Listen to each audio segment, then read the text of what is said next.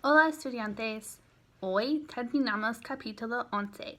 Es el último capítulo del libro de texto para esta clase de español. ¡Qué emoción!, ¿sí? Ayer cubrimos reciprocal actions y relative pronouns. Si necesitan ayuda, dímelo, por favor. No te puedo ayudar si no sé que necesitan ayuda. Hoy estamos en páginas 342 a 351.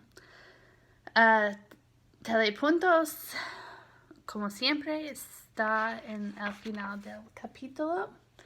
A leer la lectura cultural de Venezuela, página 344.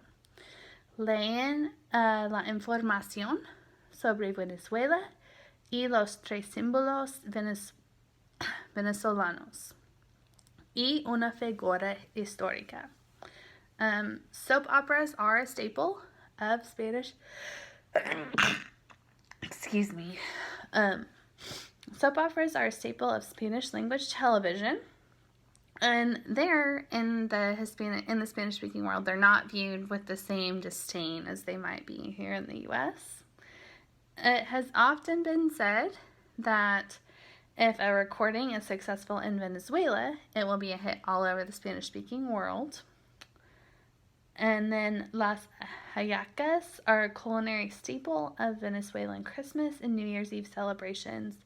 It is a white cornmeal dough that is stuffed with seasoned meat, raisins, and olives, and then it's wrapped in a plantain leaf, and then it's boiled or steamed. La figura histórica es Simón Bolívar.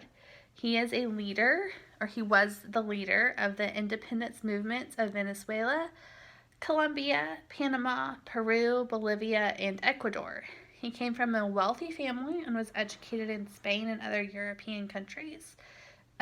After his education, he returned to Venezuela to spearhead the independence movement.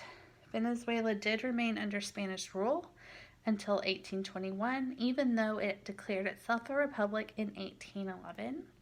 For 10 years, it was part of La Gran Colombia, and it also that included Colombia, Venezuela, and Ecuador.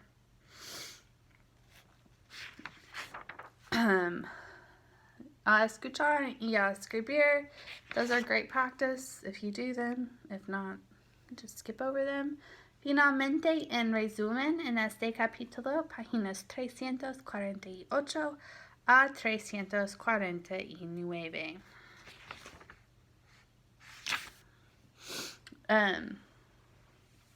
349 is the last page. I don't know why I wrote 351. Fix that.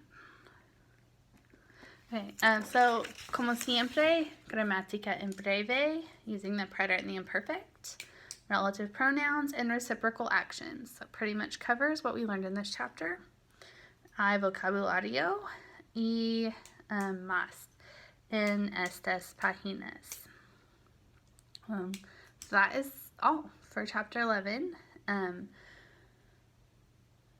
Everything from chapter 11 will be due tomorrow.